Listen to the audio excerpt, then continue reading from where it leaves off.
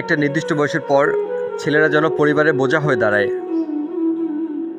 একটা নির্দিষ্ট বয়সের পর ছেলেরা বাড়ি থেকে বের হয়, কিন্তু আর আগের মতো কখনোই বাড়ি ফেরা হয় না।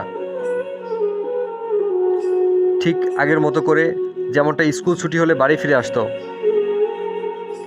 একটা নির্দিষ্ট বয়সের সময় ছেলেদের জন্য পৃথিবীটা কঠিন হয়ে দাঁড়ায়।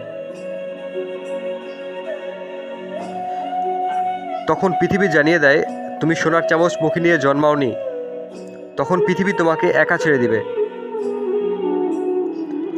হয়তো জীবনের সাথে সংগ্রাম করে তুমি হয়ে উঠবে গল্পের সেই নায়ক, নয়তোবা তুমি হারিয়ে যাবে ওই পথচারীর মতো, যার গন্তব্যের কোনো ঠিক ঠিকানা নাই।